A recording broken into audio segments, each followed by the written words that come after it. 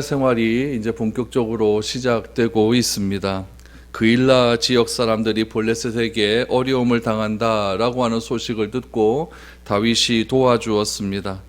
그러나 사울에게 그일라 지역 사람은 다윗과 함께 있다는 소식을 들었고 다윗은 그것 때문에 또 목적지가 없이 광야 생활을 하게 됩니다. 목적지가 없는 삶, 내가 거할 곳이 없는 삶, 내가 거하여야 할 집이 없는 삶, 얼마나 힘들고 어려운 일이겠습니까? 그러나 다윗은 환경 때문에 무너지지 않았습니다. 오히려 어디로 갈지 모르는 고달픈 삶이었지만 그런 고달픈 삶 속에서 다윗이 배울 수 있는 것은 내가 의지할 것은 하나님 한 분밖에 없구나 라고 하는 하나님을 더욱 의지하는 법을 다윗은 배우게 됩니다. 그래서 여호와 하나님께서 나를 푸른 초장과 쉴만한 물가로 인도하시는 나의 목자가 되심을 다윗은 그렇게 광야 생활 속에서 고백을 했던 것입니다. 우리의 삶도 마찬가지 아니겠습니까? 우리가 불안해하고 두려워하고 어려워하는 이유가 무엇이냐면은 여호와 하나님께서 나의 목자가 되신다는 사실에 대한 믿음이 없기 때문에 그렇습니다. 그가 나를 푸른 초장과 쉴만한 물가로 인도하신다고 하는 그 믿음이 없을 때 우리는 늘 언제나 불안해하고 우리는 늘 언제나 어려워하고 우리는 환경 때문에 좌절하고 자빠질 수밖에 없는 그런 존재라는 사실을 꼭 기억하시기를 바랍니다. 그래서 하나님께서 나의 목자가 되어주신다고 하는 그 사실을 굳건하게 기억하시고 그 믿음대로 우리가 환경에 넘어지지 않고 하루하루를 살아갈 수 있는 그런 우리가 되어야 될 것입니다.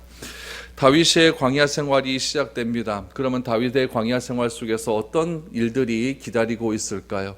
오늘 다윗이 광야 속에서 만난 사람들, 또 다윗이 광야 속에서 경험하게 된 사건들을 통해서 우리가 또 교훈받아야 될 것이 무엇인지를 한번 살펴보기를 원합니다. 먼저 만나는 사람입니다. 15절 16절 보시죠. 사울이 자기의 생명을 빼앗으려고 나온 것을 보았으므로 그가 십광야 수풀에 있었더니 사울의 아들 요나단이 일어나 수풀에 들어가서 다윗에게 이르러 그에게 하나님을 힘있게 의지하게 하였는데 라고 말합니다. 목적지가 없이 방황하는 삶이 굉장히 지치는 삶 아니겠습니까? 광야를 전전하는 삶은 일용할 양식으로 하루하루를 버티는 그런 삶입니다. 우리가 그래도 통장에 잔고가 좀 있고 내 냉장고에 좀 먹을 것이 있고 또 내 쌀독에 쌀이 좀 있고 그러면 덜 불안할 것 아닙니까? 그런데 아무것도 없이 그냥 하루하루를 내가 어떻게 해야 하루를 내가 일해야 먹고 사는 삶이다. 그것이 얼마나 불안하고 힘든 삶이겠습니까? 지금 다윗의 삶이 그렇다는 이야기죠. 저축해 놓은 것도 없고 쉴 집도 없고 하나님께서 도와주시지 않으면은 나는 그냥 넘어질 수밖에 없는 그런 삶. 얼마나 힘든 그런 삶이었습니까? 거기다가 더한 것은 사울이 다윗을 죽이려고 쫓아나는 것을 포기하지 않은 그런 현실의 삶들이 있었습니다. 그일라를 떠난 광야, 다윗이 그일라 사람들을 도와주기 위해서 자기와 함께한 사람들의 반대를 무릅쓰고 가서 전쟁에서 승리해서 그일라를 도와주지 않았습니까? 그런데 그일라 사람들이 다윗을 배신합니다. 그래서 광야로 나온 것 아니겠습니까? 그러니 사람에 대한 배신감, 그것도 얼마나 큰 스트레스고 얼마나 감정적인 동요가 큰 일이겠습니까? 그래서 그일라를 떠나 다윗이 도착한 곳이 어디냐? 십광야라는 곳이죠. 그일라에서 십광야까지는 그렇게 멀리 떨어져 있는 곳이 아닙니다. 예루살렘 쪽으로 조금만 가면 십광야라고 하는 곳이 있는 곳이죠. 그런데 이 십광야 숲속에서 다윗이 뜻밖의 인물을 만나게 됩니다. 그 사람이 누구였냐면 바로 요나단이었습니다. 다윗과 둘도 없는 친구 아닙니까? 요나단이 사울의 눈을 피해서 다윗을 찾아온 것입니다. 여러분, 내가 가장 힘들 때 찾아온 사람이 진짜입니다.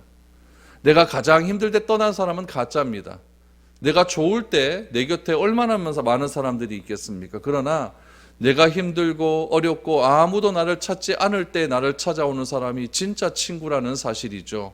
오늘 다윗의 주변에는 다윗과 함께하는 사람 외에는 아무도 없습니다. 아무도 없습니다. 그때 다윗을 찾아온 사람이 있었으니 그 사람이 바로 요나단입니다. 다윗에게 요나단이 얼마나 큰 힘과 위로가 되겠습니까? 그런 다윗에게 요나단이 한마디를 합니다. 요나단이 한 말이 무엇이냐? 16절 하반절을 말씀해 보니까 다윗에게 이르러 그에게 하나님을 힘입게 의지하게 하였는데 라고 말을 합니다. 여러분, 요나단이 다윗을 찾아와서 한 말이 뭐냐면 하나님을 우리 힘있게 한번 의지해 보자. 왜 이런 말을 했겠습니까? 다윗이 그만큼 힘이 떨어졌다는 이야기겠죠. 사람에게 배신당하죠. 자기를 죽이려고 사울은 계속해서 쫓아다니고 있죠. 어디 하나 의지할 곳은 없죠. 편히 쉴 집도 없죠. 광야 생활 속 얼마나 힘들고 어려운 생활입니까? 그런 상황 속에서 다윗이라고 늘 언제나 하나님을 믿고 의지하는 그런 마음이 늘 언제나 풀로 차 있겠습니까? 힘이 떨어지고 어렵고 좌절할 때 요나단이 다윗을 찾아와서 하는 말이 우리 하나님을 한번 힘있게 의지해보자. 힘있게 의지해보자. 여러분, 얼마나 힘이 되는 그런 말이겠습니까? 얼마나 큰 그런 힘이 되는 그런 말이겠습니까? 여러분, 이것이 말의 능력입니다. 꼭 필요할 때 그 사람에게 필요한 말을 해주는 것, 그런 사람이 여러분 성령의 사람이고 믿음의 사람이라는 사실을 꼭 기억할 수 있기를 바랍니다. 우리 힘있게 하나님을 의지해보자 라고 말하면서 요나단은 다윗에게 오늘 본문에 보면 두 가지의 특별한 말을 해줍니다. 그 두 가지의 말이 어떤 말일까요? 17절 18절입니다. 곧 요나단이 그에게 이르기를 두려워하지 말라. 내 아버지 사울의 손에 내게 미치지 못할 것이요 너는 이스라엘 왕이 되고 나는 내 다음이 될 것을 내 아버지 사울도 안다 하니라. 두 사람이 여호와 앞에서 언약하고 다윗은 수풀에 머물고 요나단은 자기 집으로 돌아가니라. 두 마디를 합니다. 첫 번째 말이 두려워하지 말라. 두려워하지 말라. 얼마나 다윗의 마음 가운데 두려움이 많겠습니까? 그런 마음, 다윗의 마음을 알고 요나단은 꼭 필요한 말을 합니다. 두려워하지 말라. 다윗이 왜 두렵겠습니까? 자기를 죽이려고 하는 사람이, 그 왕이 계속해서 자기를 쫓아다니니까 얼마나 두렵겠습니까? 누가 나에게 욕 한마디 해도 여러분 서울에서 막 살이 벌벌 떨리지 않습니까? 손에 힘이 다 빠지고 그렇지 않습니까? 그런데 나를 죽이려고 하는 사람이 다른 사람도 아니고 그 나라를 다스리는 왕입니다. 얼마나 두렵겠습니까? 그런 두려움이 가득 찬 다윗에게 요나단이 찾아와서 친구야, 두려워하지 마라. 두려워하지 마라. 또 하나는 무슨 말입니까? 사울에 이어 이스라엘의 왕이 네가 될 것이다. 이 두 마디를 딱 해줍니다. 여러분, 하나님을 의지하고 하나님만 바라보는 다윗이 24시간 여러분 항상 하나님만 의지하겠습니까? 생각도 막 나고 내가 왜 이런 삶을 살아야 되나? 여러분 왔다 갔다 업다운이 계속될 것 아니겠습니까? 그런 다윗에게 요나단이 찾아와서 두려워하지 말라.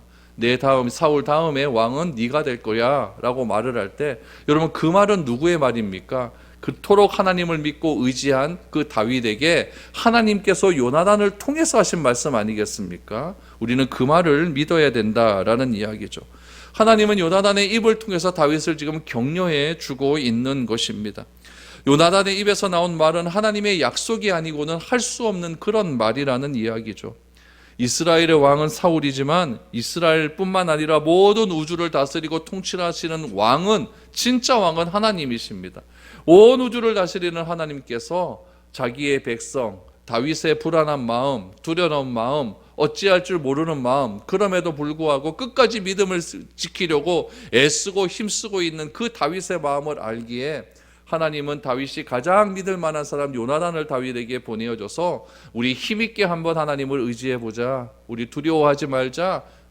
사울 왕 다음에 왕은 바로 너가 될 거야. 이런 말을 들으니 다윗에게 얼마나 큰 위로가 되겠습니까? 하나님이 아니시면 이런 말 할 수 없는 겁니다. 그래서 둘이는 아마 붙들고 펑펑 울었을 겁니다. 펑펑 울고 우리 하나님 다시 한번 의지할게, 내가 힘을 낼게, 그렇게 서로 다짐했을 겁니다. 그리고 오늘 본문 18절 말씀해 보니까 둘 사이에 다시 한번 여호와 앞에서 언약을 맺었다라고 말을 하고 다윗은 수풀에 있고 요나단은 다시 왕궁으로 돌아갔다라고 이야기를 합니다. 여러분, 우리가 성경을 읽고 하나님을 예배하며 하나님의 말씀을 들어야 되는 이유가 어디에 있을까요? 성경은 우리에게 분명히 증거합니다. 세상의 주관자는 하나님이다. 세상을 다스리시는 분은 하나님이다. 그 주인이신 하나님의 말씀이 성경에 기록되어 있기 때문에 우리는 하나님의 말씀인 성경을 읽고 믿어야 됩니다. 세상의 주인의 말을 듣지 않고 우리가 무슨 행동을 할 수가 있겠습니까? 이 불안한 세상을 어떻게 살아갈 수가 있겠습니까? 인간을 구원하시는 하나님의 말씀을 듣지 않고 모든 두려움과 위험을 벗어날 수 있는 방법은 하나도 없습니다. 우리가 믿음의 조상이라고 그렇게 일컫는 아브라함이라고 여러분 두려움에 떨지 않는, 두려워하지 않는 그런 마음들, 그런 삶이 있었을까요? 아브라함 마음 가운데 두려운 마음들이 너무나 많이 있었습니다. 힘들고 고달픈 삶들이 아브라함에게는 끊임없이 연속이었습니다. 그럴 때마다 하나님은 아브라함에게 나타나십니다. 우리 창세기 15장 1절 말씀을 보십시오. 15장 1절 말씀에 보면은 두려운 가운데 있는 아브라함에게 하나님께서 이렇게 말씀하십니다. 이후에 여호와의 말씀이 환상 중에 아브라함에게 임하여 이르시되 아브라함아 두려워하지 말라. 나는 내 방패요 너의 지극히 큰 상급이라 라고 말을 합니다. 여러분 지금 아비멜렉 그 연합군과의 전쟁에서 이 아브라함이 전쟁에서 승리를 했거든요. 승리를 하니까 여러분 이 그 연합군들이 아브라함을 죽이려고 지금 연합군들을 전성해 갖고 어떻게 하면 아브라함을 죽일 수 있을까 이렇게 작전 모의를 하고 있거든요. 한 나라도 아니고 세 나라가 연합을 해서 한 족장을 하나 죽이려고 그렇게 했으니까 아브라함이 얼마나 두려워하겠습니까? 그런 중에 하나님이 나타나시는 겁니다. 아브라함아 두려워하지 말라, 두려워하지 말라. 그러면서 하시는 말씀이 나는 너의 큰 방패다, 이렇게 말, 방패다. 하나님이 나의 인생의 방패가 되어 주신다고 하는데 여러분 왕이 뭐 공격해봐야 얼마나 나를 공격하겠는가, 이런 믿음이 탁 생길 수가 있는 것이죠. 하나님은 두려워하는 우리를 절대 그냥 놔두지 않습니다. 우리 이사야 41장 10절 말씀해 보니까 이렇게 또 두려워하는 우리들 향하여 말씀하십니다. 두려워하지 말라, 내가 너와 함께함이라. 놀라지 말라, 나는 내 하나님이 되니라. 내가 너를 굳세게 하리라. 참으로 너를 도와주리라. 참으로 나의 의로운 오른손으로 너를 붙들리라. 여러분 두려워하지 말라 그래놓고 그럼에도 불구하고 사람이 자꾸 두려워하니까 하나님께서 결단을 해주시잖아요. 나는 너의 하나님이다. 너를 굳세게 하리라. 너를 도와주리라. 나의 의로운 오른손으로 너를 꼭 잡아줄게. 하나님께서 이렇게 반복적으로 말씀하시지 않습니까? 우리가 두려워하지 말아야 될 이유는 만군의 여호와 하나님께서 우리를 붙잡아 주시고 그 하나님이 나의 하나님이 되시기 때문에 우리는 두려워하지 말아야 됩니다. 세상은 여러분 일어나는 현상들로 인하여 얼마나 두려움이 많습니까? 진지이 일어나고 전쟁이 일어나고 얼마나 어려운 그런 상황들이 많이 있습니까? 예수님은 그것도 아십니다. 종말의 징조를 말씀해 주시면서 종말의 징조 앞에서, 세상의 말세 앞에서 우리가 어떻게 하며 이 세상의 말세의 현상들을 바라보며 우리가 두려워 떨 때 어떻게 해야 되는지도 말씀해 주십니다. 예수님은 마태복음 24장 6절에 보니까 이렇게 말씀하시죠. 난리와 난리 소문을 듣겠으나 너희는 삼가 두려워하지 말라. 이런 일이 있어야 하되 아직 끝은 아니리라 라고 말합니다. 여러분 난리와 난리의 소문, 무슨 소문입니까? 배드 뉴스입니다. 나쁜 뉴스예요. 세상에 들려오는 소식은 다 나쁜 소식들 아닙니까? 그 소식을 듣고 우리가 얼마나 두려워하고 얼마나 힘들어합니까? 작년에 이 지역에 사람 하나가 이렇게 공개가 됐어요. 이름이 공개가 됐어요. 성폭행자가 이렇게 공개가 된 거예요. 그래 놓으니까 이 지역에 막 주민들이 막 두려워하기 시작하는 거예요. 저도 막 두려워요. 우리 딸내미 조금 맨날 늦게 들어오는데 막 두려운 거죠. 막 두려운 거죠. 여러분 그게 뉴스에 딱 나버리니까 얼마나 두렵습니까? 하원 지역에 그런 사람이 있다고 하는데. 그러니까 여러분 마음먹으니 막 세상에 들려오는 소식들은 다 나쁜 소식들밖에 없는 거예요. 나쁜 소식들이 있고 힘든 소식들이 있고 어려운 소식들이 있고. 그러나 주께서 우리에게 말씀하시는 소식은 배드뉴스가 아니라 굿뉴스예요. 굿뉴스. 굿뉴스를 뭐라고 이야기합니까? 좋은 소식, 복음이라고 말하지 않습니까? 하나님께서 우리에게 알려주는 소식은 재앙이 아니라 평안을 주는 소식입니다. 세상이 우리에게 주는 소식은 다 나쁜 소식들이에요. 배드뉴스예요. 재앙에 관한 소식들이에요. 그러나 하나님이 우리에게 주는 소식은 생명의 소식입니다. 이 소식을 들어야 우리가 살 수 있을 것 아니겠습니까? 하나님의 말씀이 우리에게 임하면 세상이 주는 두려움에서 우리는 벗어날 수가 있는 겁니다. 다윗이 어떻게 그 두려움에서 벗어날 수가 있습니까? 하나님이 보내신 그 사람 요나단을 향하여서 주시는 말씀, 우리 힘을 한번 내보자.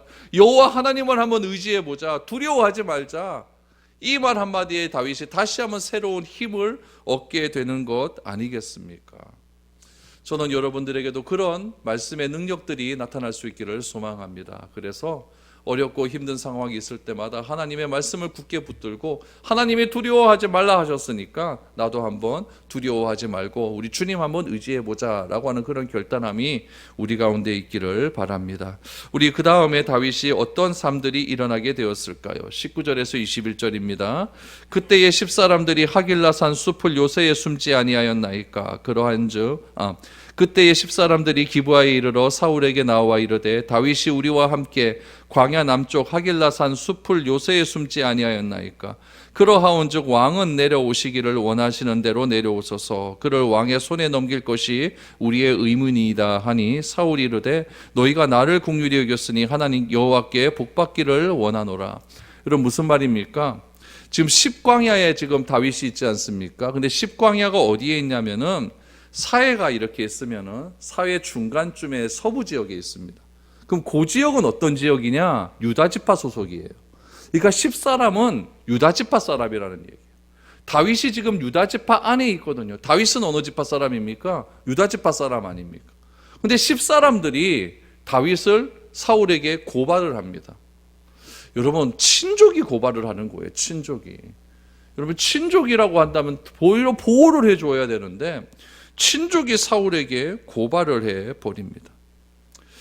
여러분 10사람들이 다윗과 같은 유다지파 족속에 속한 사람임에도 불구하고 왜 사울에게 다윗의 행방을 그렇게 밀고를 했을까요? 이유는 딱 한 가지입니다. 여러분 얼마 전에 다윗이 놉 땅에서 있었던 일 기억하십니까?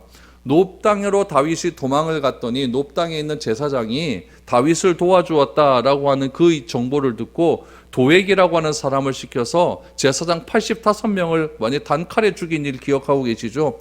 그 소식이 10사람에게도 다 알게 된 거죠. 놉이나 여러분 뭐 10이나 다 같은 동네거든요. 그러니까 그것을 알게 되니까 10사람들이 두려운 겁니다. 아무리 친척이라 할지라도, 아무리 우리 집파 사람이라 할지라도 이거 고발하지 않으면은, 현상 수백 번 고발하지 않으면 우리도 노베에 있는 제사장처럼 쌍그리다 못살 당할 것이 아니겠는가, 이런 두려움이 이 10지파 사람 가운데 10사람 가운데 막 두려움이 일어나게 되는 것이죠. 그리고 또 한 가지, 다윗은 절대 사울의 손에서 벗어나지 못할 것이다 라고 하는 그런 생각이 든 거죠. 여러분 이거는 보편적으로 가질 수 있는 그런 생각 아니겠습니까? 다윗이 어떻게 왕을 이길 수가 있겠습니까? 그러니까 10사람은 두 가지를 생각한 거예요. 첫 번째는 우리가 다윗을 신고하지 않으면 우리도 놉 사람처럼 다 죽을 수도 있다. 또 하나는 다윗은 결단코 사울의 손아귀에서 벗어나지 못할 것이다. 이 두 가지를 딱 생각하니까 이거 고발하지 않을 수가 없는 것이죠. 그래서 다윗을 사람에게 전령을 보내서 사울에게 고발을 해버립니다. 그러자 여러분 14절을 다시 한번 보시면 어떻게 되는가? 오늘 우리가 읽자는 14절을 다시 한번 보십시오. 14절 하반절에 보시면 사울이 매일 다윗을 찾았지만 하나님이 다윗을 사울의 손에 넘기지 않았다라고 그렇게 기록하지 않습니까? 여러분 이것이 중요합니다. 10사람들이 아무리 자기들의 생각 가운데 다윗은 왕을, 사울 왕을 이기지 못할 것이다 라고 하는 생각이 든다 할지라도, 사울이 매일 다윗을 찾았지만 하나님이 다윗을 사울의 손에 넘기지 않았다라고 하는 그런 하나님을 향한 믿음이 있다고 한다면 절대 다윗을 사울에게 고발하지 않았겠죠. 그러나 이 10사람들은 그런 하나님에 대한 믿음은 없었습니다. 그럼 또 다윗의 입장을 한번 생각해 보죠. 다윗이 며칠 전에 그일라 사람들을 구원하지 않았습니까? 목숨을 구원해 주었는데도 그일라 사람들이 블레셋 사람들이 사울에게 다윗이 우리 동네에 있다라고 고발하지 않습니까? 자기가 목숨 걸고 가서 블레셋 사람을 내쫓은 그일라 사람들에게도 배신당하고, 이번엔 누구에게도 배신당합니까? 가족한테도 배신을 당하는 거예요. 그러니까 이 다윗의 마음이 지금 막 천갈래 만갈래 찢어집니다. 며칠 전에 요나단 만나서 우리 하나님을 의지해보자, 막 하나님과 함께 할 거다, 우리 두려워하지 말자, 으쌰으쌰하고 기도하고 부응하고 은혜 충만해 됐는데, 그러면 뭔가 좀 좋은 일이 일어나야 될 건데 또다시 이런 일이 일어나는 거예요. 또다시 이런 일. 거기다가 이 자기를 배신한 사람들이 자기의 친족들이 자신을 배신한다. 얼마나 힘들겠습니까? 왜 하나님께서 다윗을 이렇게 자꾸 코너로 몰아가실까요? 이유는 딱 하나입니다. 사람 의지하지 말라는 거예요. 우리는 어떨 때 사람을 의지합니까? 내가 어려울 때 도와주는 사람, 그일라 사람들이죠. 근데 그일라 사람들도 다윗을 배신해요. 자기 친족들은 나를 좀 보호해 줄 것 같아요. 그 사람도 나를 배신해요. 그러니까 하나님께서 다윗을 자꾸 코너로 몰아가면서 하나님보다 하나님을 의지하는 법이 다윗은 이 광야 생활 속에서 자꾸 배우게 되는 것이죠. 하나님을 의지하는 것은 여러분 내 친족보다 또 나를 도와준 그 사람보다 하나님을 더 의지하는 법을 다윗은 이런 방법을 통해서 자꾸 배우게 된다는 이야기입니다. 참 여러분 쉽지 않은 거예요. 어려운 일입니다. 내 편이라고 생각하는 사람, 여러분 그 사람 의지하면 될 것 같은데 우리가 가족 의지 안 하고 우리가 어떡합니까? 그런데 내 편도 배반하고 가족도 배반하면서 하나님은 내가 의지할 것은 하나님밖에 없구나라는 것을 다윗이 깨닫게 되는 것이죠. 사울은 자신에게 다윗의 소식을 전한 10사람에게 무엇이라고 이야기하는지 아십니까? 21절에 보니까 너희가 나를 긍휼히 여겼으니 너희는 여호와께 복받기를 원하노라 이렇게 이야기합니다. 여러분 지금 사울이 지금 하나님의 이름을 말할 그런 지금 건더기가 없는 그런 형편입니다. 사울에게 지금 사무엘과도 지금 사울은 관계가 안 좋고 하나님도 사울을 버렸다고 하는 그런 상황 속에서 지금 사울은 지금 예수 안 믿거든요. 그런 상황 속에서 여호와 하나님의 이름을 들먹입니다. 다윗을 고발해 주었으니까 너희가 나를 불쌍히 여겨서 고발한 것 아니겠느냐. 그러니까 하나님의 은혜가 너희 10사람에게 있을지어다 라고 하면서 축복을 해 준다는 이야기입니다. 여러분 이 하나님을 믿지 않는 사람이 이 하나님의 이름을 망령케 행하는 이런 일들을 바라보면서 우리는 과연 어떤 마음을 가지게 될까요? 여러분 대구에 우리 그 코로나 터질 때 신천지가 한참 난리가 펴지 않았습니까? 그때 제일 피해 본 데가 어딘지 아십니까? 저기 황금 사거리에 가면 신천지라고 하는 아파트가 있어요. 거기가 다 신천지라고 막 오해를 받고 막 난리가 난 적이 있었습니다. 요즘 JMS 그거 난리 나지 않습니까? 또 그것 때문에 가장 또 힘들어하는 데가 어딘지 알아요? JMS 헬스장이 있대요. 그 헬스장이 있는데 헬스장이 거기가 꽤 큰데 자기 지점이 23개인가 21개인가 있답니다. 거기가 JMS 본산진 줄 알고 막 사람들이 항의 전화가 오고 막 사람들이 막 탈퇴를 하고 난리가 났나 봐요. 그래갖고 막 홈페이지에다가 우리는 JMS하고 상관이 없습니다. 그런데 상호가 JMS인데 어떡? 그 JMS 그 이단도 지금 하나님의 이름을 가지고 장난질하는 것 아닙니까? 이럴 때 참 우리가 참 어렵고 힘든 상황에 처해질 수 있다라는 이야기죠. 여러분 그래서 우리의 말, 예수 믿는 사람들의 말, 행동 하나가 얼마나 귀하고 귀한지, 얼마나 조심해야 되는지 우리는 잘 기억해야 된다는 이야기죠. 우리 22절 23절 보시죠. 무엇이 어떻게 되었을까요? 어떤 사람이 내게 말하기를 그는 심히 지혜롭게 행동한다 하나니 너희는 가서 더 자세히 살펴서 그가 어디에 숨었으며 누가 거기서 그를 보았는지 알아보고 그가 숨어있는 모든 것을 정탐하고 실상을 내게 보고하라. 내가 너희와 함께 가리니 그가 이 땅에 있으면 유다 몇천 명 중에서라도 그를 찾아내리라 하더라. 사울은 이번에는 결단코 다윗을 놓치지 않겠다라고 결단을 하는 거죠. 그러면서 유다 지파 사람 중에 수천 명이 있다 할지라도 나는 유다 지파 속에 속한 다윗 하나 내가 찾아낼 거다라고 이렇게 결단을 해버리는 것이죠. 여러분 사울은 왕입니다. 왕은 어떤 역할이 있어야 되느냐, 어떤 책임이 있어야 되느냐. 자기 백성 한 사람이라도 자기 마음에 들지 않는다 할지라도 그 사람을 보호해야 될 책임이 최고 권력자에게 있는 것 아니겠습니까? 그런데 이 사울은 다윗 한 사람 죽이겠다고 온 동네를 다 휘젓고 다니고 온 나라를 뒤집고 온 나라의 국력과 그 군사들을 거기에다 투자하는 그런 사울의 모습을 우리는 보게 됩니다. 그러면서 여러분 자기의 부하들에게 내가 쥐잡듯이 뒤져가지고 이 다윗을 내가 이번에는 꼭 차지하리라 이렇게 난리를 부르지 않습니까? 그러면서 다윗이 있는 곳을 향해서 군대를 조직해서 다윗이 있는 십광야를 향하여 나가기 시작을 합니다. 24절 이하를 보십시오. 그들이 일어나 사울보다 먼저 시브로 가니라. 다윗과 그의 사람들이 광야 남쪽 마온 광야 아라바에 있더니 사울과 그의 사람들이 찾으러 온 것을 어떤 사람이 다윗에게 아뢰매 이에 다윗이 바위로 내려가 마온 황무지에 있더니 사울이 듣고 마온 황무지로 다윗을 따라가서는 사울이 산 이쪽으로 가매 다윗과 그의 사람들이 산 저쪽으로 가며 다윗이 사울을 두려워하여 급히 피하려고 하였으니 이는 사울과 그의 사람들이 다윗과 그의 사람들이 사람들을 에워싸고 잡으려 함이었더라라고 말합니다. 다윗이 사울이 온다는 소식을 듣고 십광야에서 마온 황무지로 갑니다. 그랬더니 사울이 또 따라오죠. 그래서 다윗이 마온 황무지에 있었더니 이 사울을 왕이 어떻게 합니까? 이거 포위를 해버렸다는 얘기예요. 완전히 포위를 했다는 이야기죠. 그래서 26절 하반절에 보니까 그의 사람들을 에워싸고 잡으려 함이었더라라고 말하지 않습니까? 다윗이 진퇴양난에 빠지는 거예요. 그럼에도 불구하고 다윗은 하나님을 향한 마음을 버리지 않았겠죠. 그때 하나님께서 어떻게 반응하실까요? 여기서 하나님의 기가 막힌 피할 길이 나오게 됩니다. 그 피할 길이 27절 이하에 나옵니다. 전령이 사울에게 와서 이르되 급히 오소서 블레셋 사람들이 땅을 침노하였나이다. 이에 사울이 다윗 뒤쫓기를 그치고 브라와 블레셋 사람들을 치러 갔으므로 그곳을 셀라하마 느곳이라 칭하니라. 다윗이 거기서 올라가서 엔데기 요새에 머무니라. 다윗이 사울에 의해서 이제 잡힐 상황이 되었습니다. 그때 누가 쳐들어왔냐? 블레셋이 쳐들어왔다는 이야기죠. 여러분, 블레셋이 당연히 쳐들어올 수밖에 없어요. 왜냐하면 왕은 궁에 있어야 됩니다. 근데 궁에 지금 사울이 없어요. 또 궁을 지키는 수비대도 다 다윗 잡겠다고 사울과 함께 지금 전 군력들이 지금 사울이 있는 그 궁궐을 다 비워놓고 지금 마온 황무지에 와 있습니다. 이 소식을 누가 합니까? 블레셋 사람들이 오는 거죠. 그러니까 블레셋 사람들이 이 이스라엘을 점령하기 위해서 사울 궁으로 막 쳐들어오는 겁니다. 이 소식을 전령이 하나 알고 사울 왕에게 급히 달려오는 거예요. 왕이시여, 지금 큰일 났습니다. 이 궁이 이 블레셋 사람 손에 의해 완전히 멸망당하게 되었습니다. 라고 하는 소식을 들으니까 사울이 어떻게 하겠습니까?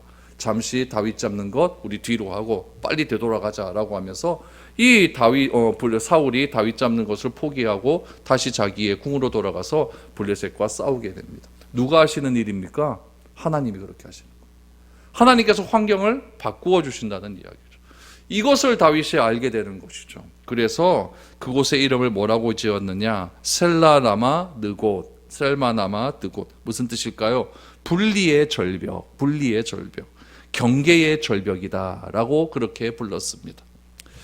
사울이 넘어오지 못하도록 하나님께서 분리시켜 주셨다라고 하는 그런 의미겠죠. 그리고 다윗은 어디로 갔느냐? 엔게디 요새로 피했다라고 말합니다.